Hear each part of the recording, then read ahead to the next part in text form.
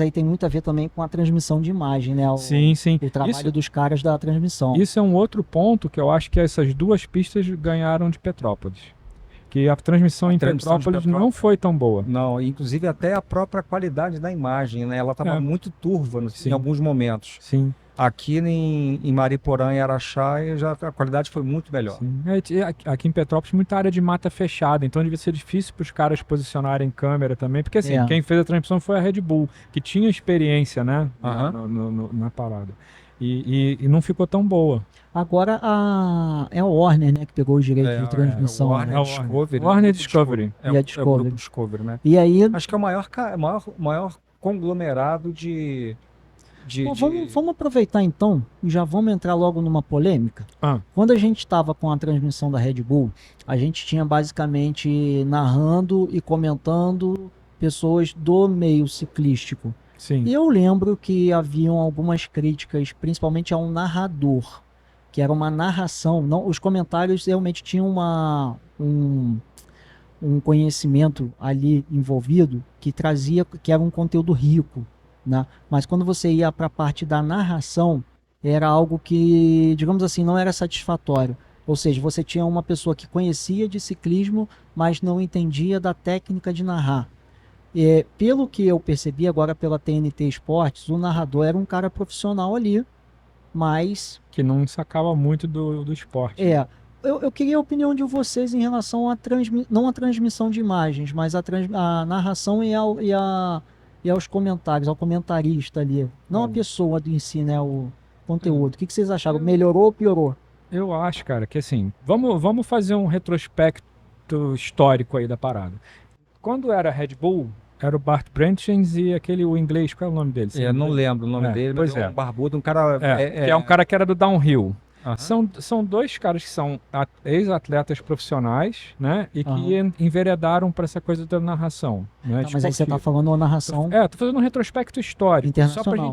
Só pra gente poder ter uma comparação. Beleza. O que acontece? Quando o Red Bull começou a ter narradores brasileiros, que era a Vivi Faveri e o Cadeira.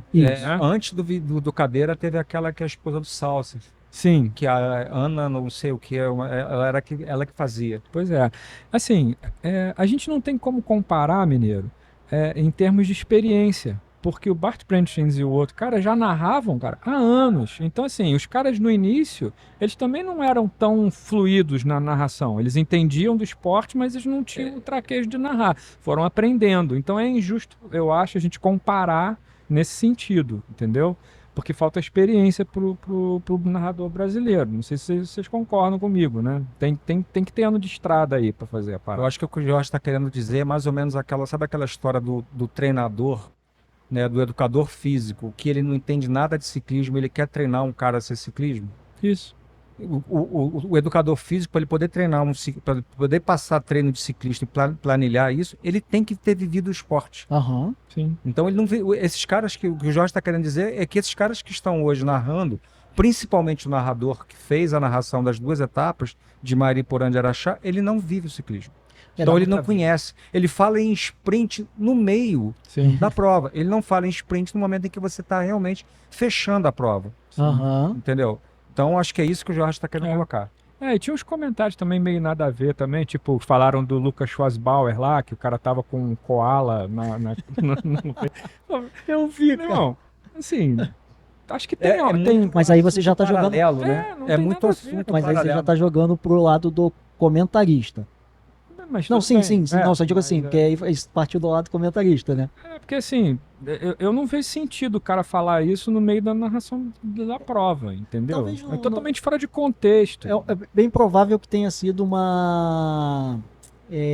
aquele momento que não tinha o que falar e para não ficar um vazio no áudio, e aí cara lança um comentário completamente desnecessário. E aí vai o lance da falta de experiência, né? E uma coisa que acho que, né, a gente não está aqui criticando, falando mal do cara, a gente está falando que a transmissão, não a transmissão, que a narração e os comentários não foram, cara, uma coisa que sobressaiu. Né? Vou dizer que, né, então, por exemplo, cara, a gente teve no XCC do feminino, no XCO no XCC masculino, XCO feminino e XCO masculino, as 4 provas. masculino e feminino, tanto XCC como XCO. Os ataques que eram realmente os ataques que decidiram as provas, todas elas não foram narrados nem pelo narrador e nem pelo comentarista. Sim. Eles estavam fazendo comentários paralelos que não tem nada a ver com a prova. Então eles não estavam narrando a prova. Eles estavam falando de ciclismo. Eles estavam falando, cara, então é uma coisa. Na primeira etapa de Mariporã, cara, o cara tava falando o nome dele errado, do atleta que, cara, ganhou, ficou no pódio do XCO e do XCC, falando o nome do cara errado. Sim. E aí ele disse, não, mas eu sempre chamei ele assim. Na minha visão, não é o adequado. O pior do chamar o nome do cara errado, que eu acho que errar é humano, todo mundo pode errar, mas o cara você ser corrigido e aí você Exatamente. Não ter a humildade não de ter a reconhecer, humildade de né? reconhecer e virar e falar assim, eu chamei ele assim a vida inteira, eu vou continuar chamando. Então, não é Martins Vidalri, né, meu amigo? É Martim Vidalri. Pois É o nome do cara. Né? Eu acho que eu não tenho a liberdade de chamar o Mauro de outra coisa, já que o nome do Mauro é Mauro, a não ser que tem um apelido. Exatamente, cara. Mas não era o caso, entendeu? Eu não posso chamar o Mauro de, sei lá, Carlos, de Mário, né? Porque eu chamei ele assim a vida inteira. A partir do momento que alguém virou e falou assim, ô menino, não é Mário, não, é Mauro. Pô, eu tenho que virar e falar assim, putz, tá bom, agora daqui pra frente. Assim como, por exemplo, eu não consigo chamar o Ailson de Ailson, só consigo chamar ele de Alisson. Eu fui daqui a Cabo Frio, pedalando e chamando ele de Alisson. Aí chegou uma hora e falou assim, mineiro, meu nome é Ailson. Então, cara, eu acho que é isso que realmente deixou a desejar em todas as duas etapas. O restante não, cara. A qualidade e a transmissão das imagens eu achei bem bacana. Muito boa. Eu vou dizer bem assim, posicionamento das câmeras. O que me surpreendeu também?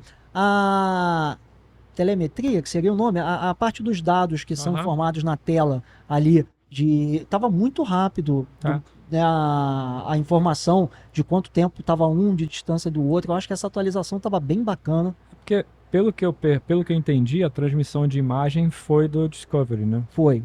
Eles aí. só fizeram a narração por cima. Não né? sei, eu estou fazendo um panorama geral da minha opinião ali eu acho que a gente tinha essas críticas a fazer. Sim. Mas eu acho também o seguinte, cara. Por exemplo, principalmente narrador. Eu acho que a questão do comentarista, um ciclista é suficientemente capaz de comentar uma prova, desde que ele tenha se preparado para aquilo. Se ele se propôs a estar ali, não é para ele ir ali só falar de conhecimento empírico que ele tem de bicicleta. Eu acho que você falou a palavra certa, cara. As pessoas não estavam preparadas para poder fazer a transmissão. Quando a gente tinha a transmissão da Red Bull, que ela começou a ser em português, a gente teve a Vivi Faveria, que realmente estudava e falava, inclusive o nome dos atletas corretamente, falava o posicionamento, falava as equipes, falava qual a história delas, e depois o Eric Bruschi, a mesma coisa. Sim. Tá? Então eu acho que o que faltou nessas duas etapas realmente foi as pessoas estudarem, se prepararem para poder fazer uma transmissão à altura do que foi os dois eventos. Porque o narrador em si, eu entendo, ele tem uma dificuldade porque ele não está dentro do meio ciclístico e a gente no Brasil não tem um narrador de ciclismo. A gente tem o Renan Couto, né? Que da ESPN, mas ele narra ciclismo de estrada. Não sei se no mountain bike. Mas ele é um cara que está sobressaindo na narração do ciclismo. Por quê? Porque ele está vivendo o esporte agora. Sim.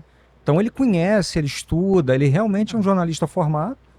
E realmente ele estuda, ele se prepara. Eu penso o seguinte também, né? Se o cara é profissional, ele não pode ir para um negócio desse sem estar preparado, né? De forma alguma. Não, com certeza. Mesmo que ele não entenda nada. Mas o narrador, você percebeu que ele se esforçou ele foi aprendendo?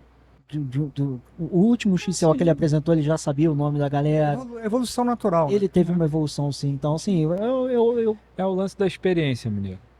Que a gente tava falando, né? Os caras estão começando agora, né? Vamos ver se nos próximos já tem garantido, parece, 2 anos aí. 2 anos, 2 vezes. 25 e 2 26. vezes. Então, 2 anos, 2 etapas, né? Pelo menos aí 4 provas.